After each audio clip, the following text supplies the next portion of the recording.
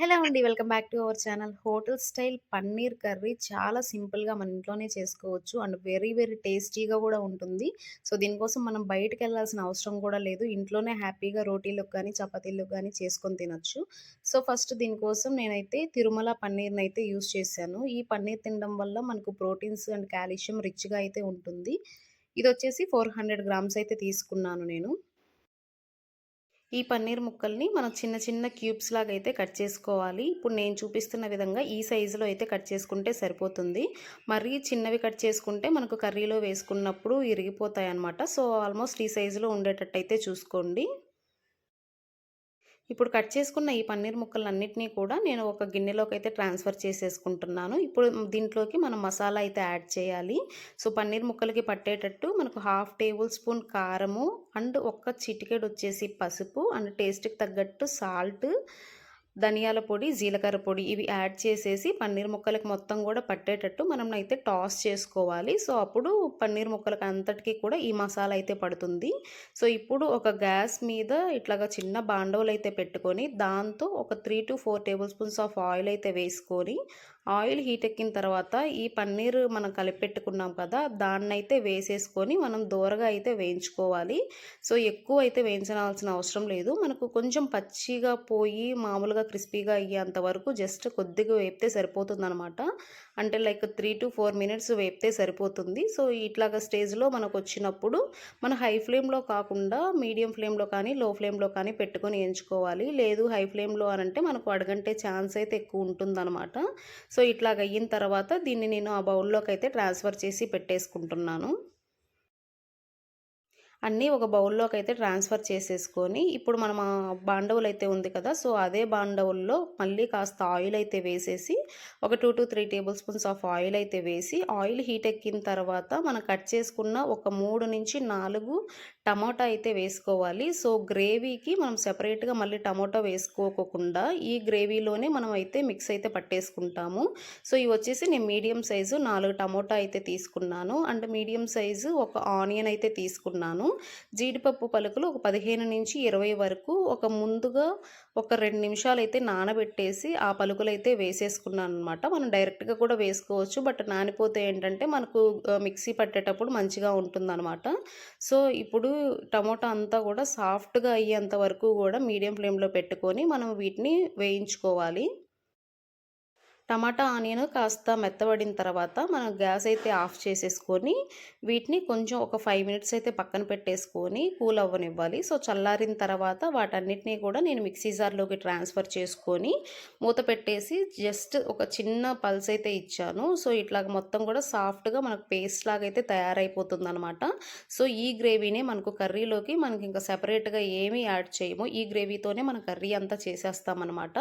ఇప్పుడు ఒక బాండవులు గ్యాస్ మీద పెట్టుకొని దాంతో ఒక 3-4 టేబుల్ స్పూన్స్ ఆఫ్ ఆయిల్ అయితే యాడ్ చేసుకోవాలి. ఆయిల్ హీట్ ఎక్కిన తర్వాత మనకు బిర్యానీ సామాన్ అంతా ఉంటుంది కదా! మసాలా దినుసులు అంటాము. సో, అవన్నీ కూడా వేసుకొని అవి వేగిన తర్వాత ఇప్పుడు మనం మిక్సీ పట్టి పెట్టుకున్న టమోటా, ఆనియన్ గ్రేవీ అయితే దీంతో వేసుకొని కలుపుకోవాలి. సో, మంట అయితే మనకు మీడియం ఫ్లేమ్ టు లో ఫ్లేమ్‌లో మాత్రమే ఉండాలి. హై ఫ్లేమ్‌లో పెడితే అడుగంటే ఛాన్స్ అయితే ఉంటుంది కాబట్టి మధ్య మధ్యలో మనం కలుపుకుంటూ ఇట్లాగా పచ్చివాసన పోయేంత వరకు కూడా వేపుకోవాలి. ఇప్పుడు అల్లం వెల్లుల్లి పేస్ట్ ఫ్రెష్‌గా అయితే దంచి వేసుకున్నాను. మీ దగ్గర ఉంటే మీరు నార్మల్‌దైనా వేసుకోవచ్చు. మూత పెట్టేసి అల్లం వెల్లుల్లి పేస్ట్, ఈ టమోటా పేస్ట్ 2 కూడా పచ్చివాసన పోయేంత వరకు కూడా మనం ఉడికించుకోవాలి. సో, మూత తీసి చూసినాక మనకు పైనైతే కొంచెం ఆయిల్ అయితే ఫామ్ అయిపోతుందనమాట. ఇప్పుడు ఆయిల్ అంతా డిసప్పేర్ అయిపోయిన తర్వాత ఈ గ్రేవీ కొంచెం ఇంకా మనకు అడుగంటకుండా ఉండాలి అంటే ఒక హాఫ్ టేబుల్ స్పూన్ వాటర్ అయితే యాడ్ చేసుకొని మళ్ళా మిక్స్ చేసేసుకొని మూత పెట్టేసి ఒక 2 మినిట్స్ అయితే బాయిల్ అవ్వనివ్వాలి. మధ్య మధ్యలో మూత తీసి మనం కలబెడుతూ ఉండాలి. లేదంటే అడుగంటే ఛాన్స్ అయితే ఎక్కువగా ఉంటుంది. మీకు ఇంకా చిక్కగా ఉంది అనంటే ఇంకాస్త వాటర్ అయితే యాడ్ చేసుకొని ఇట్లాగా కలబెట్టేసుకుంటూ ఉండాలి. 3 మినిట్స్ ఈ గ్రేవీని అంతా చక్కగా ఉడికిచ్చాక మనకు పైకైతే ఆయిల్ ఫామ్ అవుతుందన్నమాట. సో ఈ సమయంలోనే మనం మసాలా అయితే యాడ్ చేసుకోవాలి. దానికోసం ఒక హాఫ్ టేబుల్ స్పూన్ కారము అండ్ చిటికెడు పసుపు, అలాగే ధనియాల పొడి, జీలకర్ర పొడి వేసుకుంటున్నాను. మీ దగ్గర గరం మసాలా ఉంటే గరం మసాలా కూడా యాడ్ చేసేసుకోండి. సో ఇవన్నీ కూడా మనకు గ్రేవీలోకి మిక్స్ అయ్యేటట్టు ఒకసారి కలిపేసేసుకొని ఇప్పుడు దీనికి టేస్ట్కి తగ్గట్టు సాల్ట్ కూడా యాడ్ చేసుకోవాలి. సాల్ట్ వచ్చేసి 1 టేబుల్ స్పూన్ యాడ్ చేసుకుంటే సరిపోతుందన్నమాట మీ టేస్ట్కి తగ్గట్టు. అన్నీ ఒకసారి కలబెట్టేసేసుకొని ఈ గ్రేవీ అడుగంటకుండా ఒక హాఫ్ టీ గ్లాస్ అయితే వాటర్ అయితే యాడ్ చేసుకోండి. ఎందుకంటే దీంతో వాటర్ కన్సిస్టెన్సీ పూర్తిగా డిసప్పియర్ అయిపోయింది కదా. సో కొంచెం వాటర్ యాడ్ చేసుకొని మళ్ళీ అయితే మనం బాయిల్ చేసేసుకోవాలి. సో దానికోసం నేను హాఫ్ గ్లాస్ అయితే వాటర్ యాడ్ చేసేస్తున్నాను. మొత్తం ఒకసారి మిక్స్ చేసేసి ఒక 2 మినిట్స్ అయితే బాయిల్ అవ్వనివ్వండి మూత పెట్టేసుకొని. ఈ సమయంలోనే మనం ముందుగా ఫ్రై చేసి పెట్టుకున్నాం కదా పన్నీర్ పీసెస్. సో ఆ పన్నీర్ పీసెస్ కూడా ఈ గ్రేవీలో వేసుకొని ఈ పన్నీర్ పీసెస్కి ఆ గ్రేవీ అంతా కూడా చక్కగా పట్టేటట్టు మొత్తం కూడా ఒకసారి కలబెట్టేసేసుకొని ఒక 1 to 2 మినిట్స్ అయితే బాయిల్ అవ్వనివ్వండి. సో అప్పుడే మనకు పన్నీర్ ముక్కలు సాఫ్ట్గా అయ్యి ఈ గ్రేవీలో అయితే మిక్స్ అయిపోతాయి అన్నమాట. చాలా చాలా బాగుంటుంది కర్రీ అయితే. 2 మినిట్స్ ఈ పన్నీర్ ముక్కల్ని ఇట్లాగా కలుపుకున్న తర్వాత దీంతో మనకు వాటర్ చెక్ చేసుకొని కన్సిస్టెన్సీని తగ్గట్టు మన వాటర్ అయితే యాడ్ చేసుకోవాలి. ఇన్ కేస్ వాటర్ ఎక్కువైనా సరే ఇది చల్లారిన తర్వాత మనకు గ్రేవీ అయితే చిక్కబడుతుందన్నమాట. సో ఇప్పుడు నేను కొద్దిగా వాటర్ అయితే యాడ్ చేసుకొని దాంతోపాటు 1 టేబుల్ స్పూన్ గీ అయితే యాడ్ చేశాను. సో గీ ఫ్లేవర్ ఇంకా మంచిగా తెలుస్తుందన్నమాట ఈ కర్రీలో. అలాగే మనం కట్ చేసుకున్న కొంచెం కొత్తిమీర అయితే యాడ్ చేసుకున్నాను.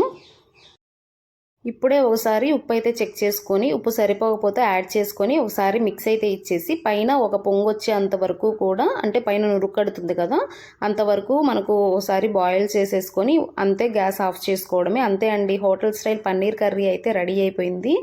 చాలా చాలా బాగుంటుంది. ఇది మనం రైస్లోకి కాకుండా చపాతీల్లోకి కానీ రోటీస్లోకి కానీ తీసుకొని తింటే చాలా బాగుంటుంది.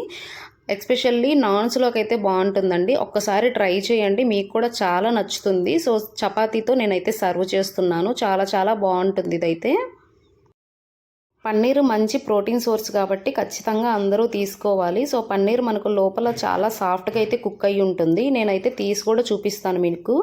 ఇది వచ్చేసి మనకు చపాతీలో కానీ రోటీలోకి బెస్ట్ కాంబో అని చెప్పచ్చు. సో ఏమైనా మనకు కర్రీస్ లేనప్పుడు ఇంట్లోనే పన్నీర్ అయితే తయారు చేసుకొని ఇట్లాగైతే మన కర్రీ యాడ్ చేసుకొని మన ఫ్యామిలీ మెంబర్స్కి అయితే కుక్ చేసి పెట్టచ్చు. చాలా నచ్చుతుంది అనమాట. ఇట్లా చూడండి, లోపల చాలా సాఫ్ట్గా అయితే ఉంటుంది.